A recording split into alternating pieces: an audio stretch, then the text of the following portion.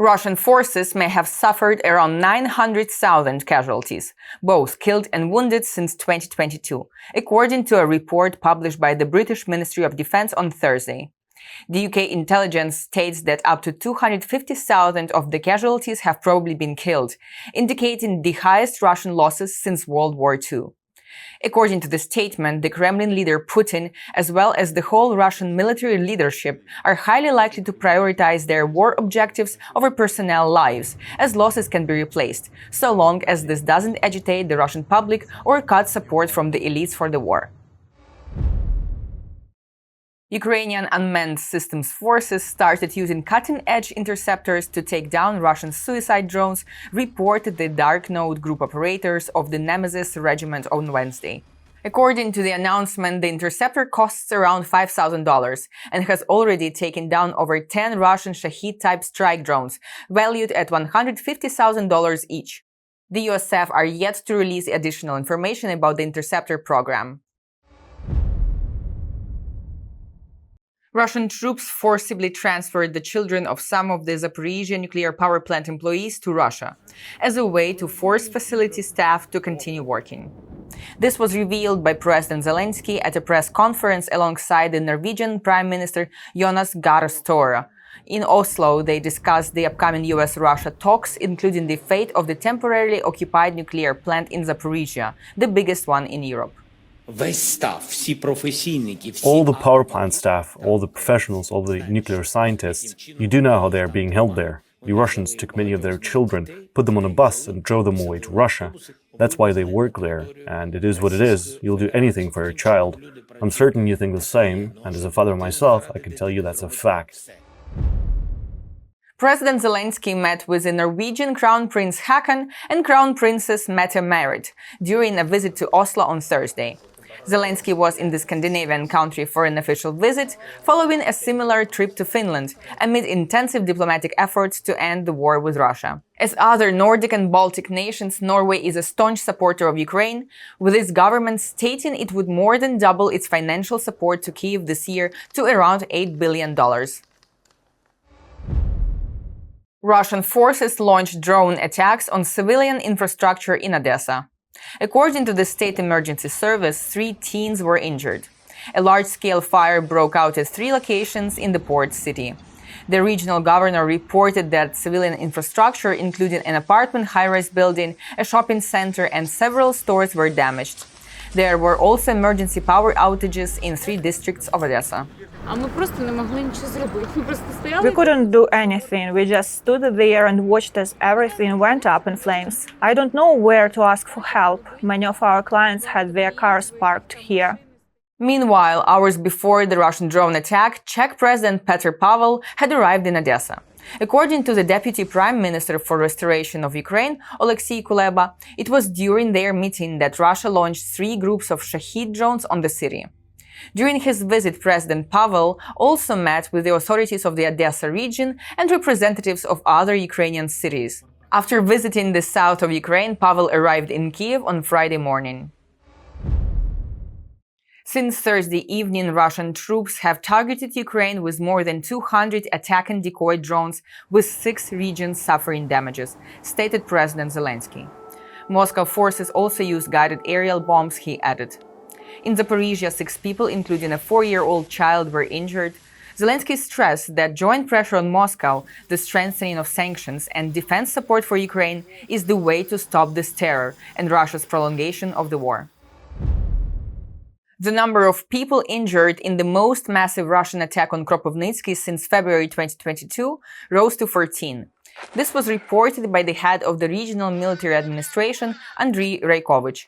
Russian forces used 21 UAVs in an overnight attack of March 19 to 20, damaging 2 energy infrastructure facilities, 17 apartment buildings, 72 private houses, 4 educational institutions, a church, and 26 cars, stated Raykovich. President Zelenskyy announced that the Ukrainian and US teams will meet in Saudi Arabia on Monday, March 24. He made the statement during a joint press conference with Norwegian Prime Minister Jonas Gahr Støre. God willing, the teams will agree. There will be technical teams present.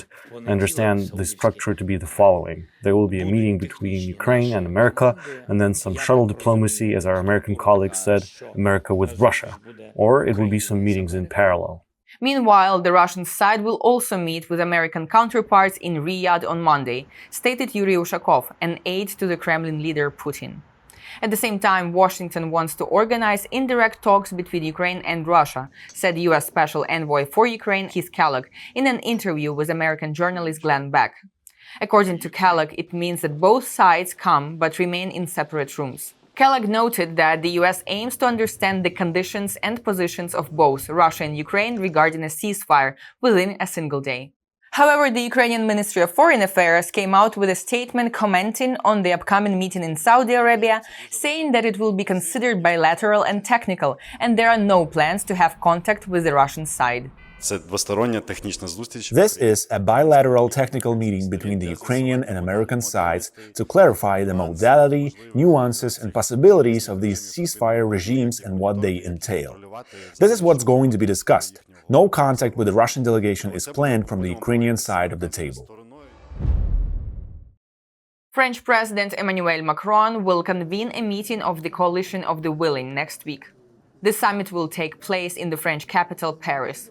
Speaking to journalists in Brussels, Macron reported that the participants will discuss how to speed up military support to Ukraine and how to make a possible ceasefire work.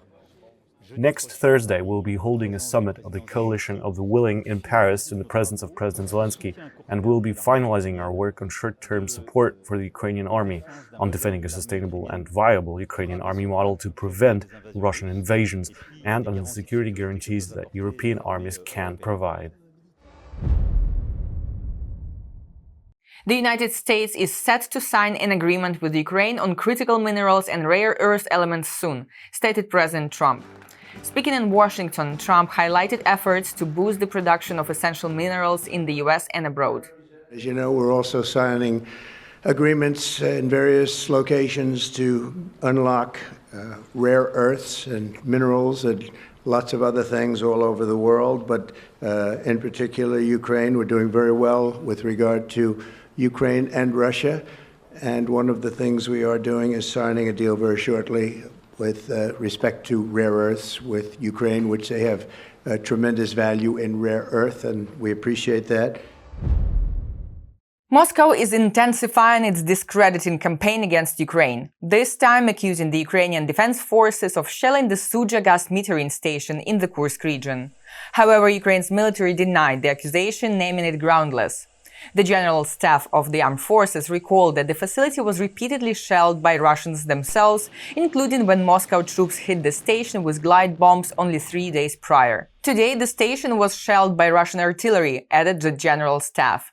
Ukrainian forces also highlighted that Russia had previously used the gas pipeline to secretly move its troops. For now, the Sudzha station is the sole channel for Russian gas deliveries to Europe through Ukraine, after the closure of the Sokhanivka gas transit route in May 2022. According to Russian Telegram channels, a massive column of fire was seen on the border of Russia's Kursk and Ukraine's Sumy regions. Lithuania is ready to send troops to Ukraine as part of the joint peacekeeping efforts, said President Gitanas Nausėda to Bloomberg in an interview in Brussels on Friday. He credited Trump for having frank intentions on ending Russia's war in Ukraine, but said Putin was exploiting the process as he drives ahead with his war aims. And my country is ready to provide the necessary support, and we are talking about very concrete numbers of our military troops, but there should be commitment of all countries participating in this coalition to provide this support.